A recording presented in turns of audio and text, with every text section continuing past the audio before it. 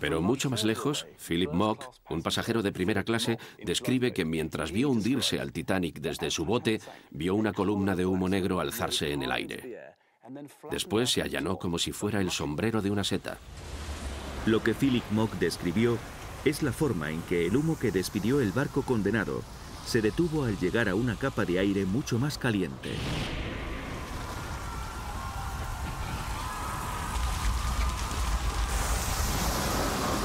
Una prueba de que en el punto de hundimiento del barco podría haberse producido un espejismo.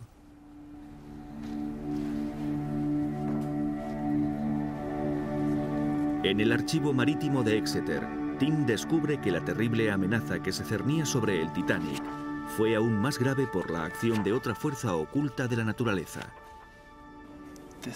Esta carta del Atlántico Norte de abril de 1912 revela que el Titanic se hundió en el centro de una zona de alta presión ártica de 1035 milibares. Se trata del punto de mayor presión de todo el hemisferio norte. Así que fue como si este amenazante anticiclón ártico que surgió en el Polo Norte se hubiera desplazado apuntando hacia el punto de colisión del Titanic.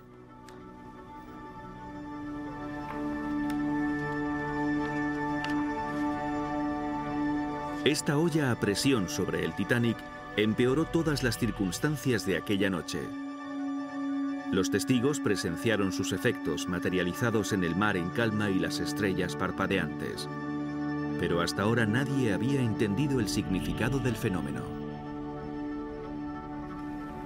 Es como si el Titanic se hubiera hundido en una zona natural asesina en la que todos estos factores peligrosos se sumaron para convertirla en un punto letal. Estas circunstancias extraordinarias pueden explicar los dos misterios que Tim se propuso resolver. ¿Por qué los vigías no pudieron ver el iceberg a tiempo? ¿Y por qué el barco cercano no acudió al rescate del Titanic?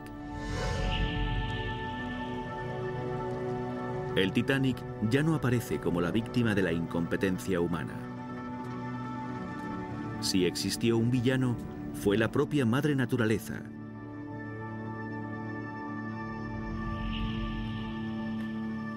Que en un último giro de los acontecimientos negó a las víctimas una última oportunidad de rescate. A las 12:30 de la noche, el Titanic se hundía mientras pedía ayuda. A solo 15 kilómetros, Cyril Evans, telegrafista del Californian, dormía. Pero el Titanic no pasó totalmente desapercibido.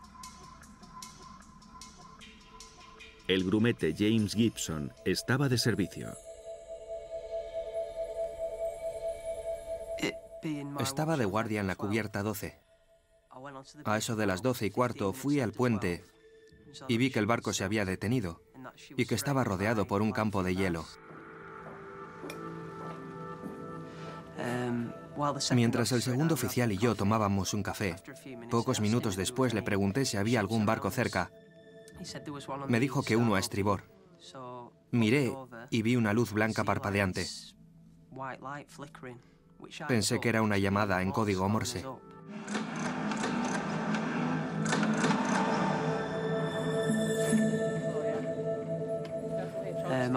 Entonces respondí con un destello largo a modo de respuesta. Pero aquella luz continuó parpadeando. Entonces hice la señal de llamada.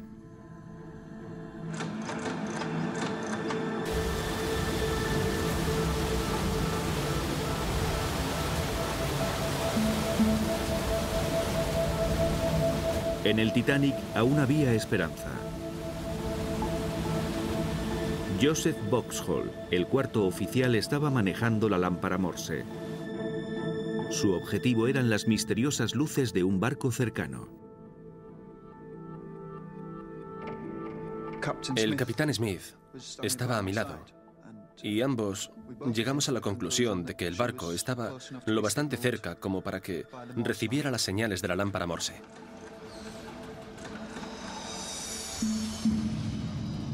Entonces le hice la señal de llamada, pero no obtuve respuesta. El capitán me ordenó que les dijera que acudieran de inmediato, porque estábamos hundiéndonos. Y yo les envié el mensaje.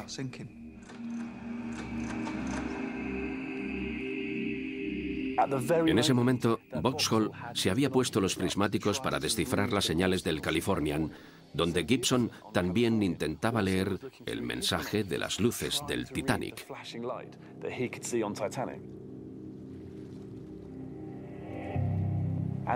Ambos tenían la sensación de que podría tratarse de Morse, pero tras examinar las señales, decidieron que se trataba de destellos aleatorios. Las luces del otro barco continuaron igual. Entonces miré a través de los prismáticos y vi que las luces provenían de la cabeza del mástil. Gibson pensó que los destellos que veía provenían de una lámpara de aceite colocada en el mástil del pequeño vapor.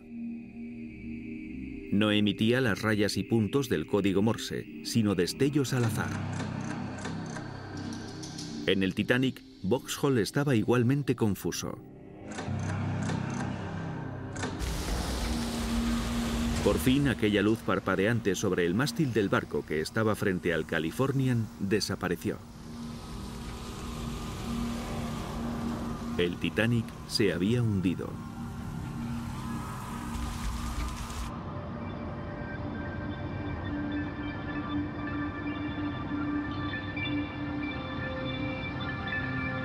Tim inició su investigación en Las Vegas examinando un fragmento del casco del Titanic extraído del fondo del mar.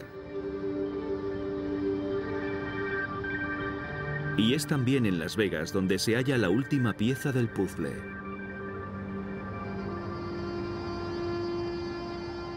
He pasado años preguntándome por qué estos dos barcos que se enviaron mensajes en código Morse no pudieron comunicarse.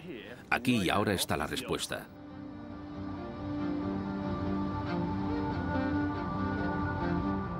Estas luces que vemos aquí son constantes porque en Las Vegas no hay problemas de suministro eléctrico, pero las vemos parpadear y emitir destellos irregulares.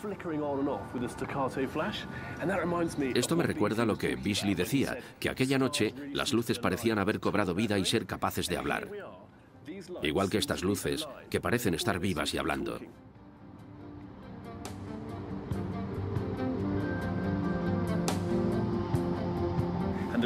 El lado trágico de este panorama tan bello es un fenómeno conocido como centelleo, que interfirió las señales de la lámpara de Morse del Titanic, de modo que el otro barco, en vez de leerlas correctamente y acudir directamente en su ayuda, pasó de largo. Sobre la ciudad, las capas de aire frío y caliente hacen que estas luces parezcan centellear, igual que lo hicieron en el gélido Atlántico Norte. Pero aquella noche, hace un siglo, esto hizo que el mensaje en Morse de un barco moribundo y desesperado fuera ininteligible. A fin de cuentas, la respuesta al misterio del Titanic podría hallarse en la naturaleza, en un simple juego de luces, una rareza asombrosa, hermosa e incluso mágica, pero en última instancia, letal. El mar estaba en calma. Y el cielo también. Había muchísimas estrellas. Nunca en mi vida había visto tantas. La luz de las estrellas iluminaba con mucha intensidad el agua que había justo debajo de la superficie.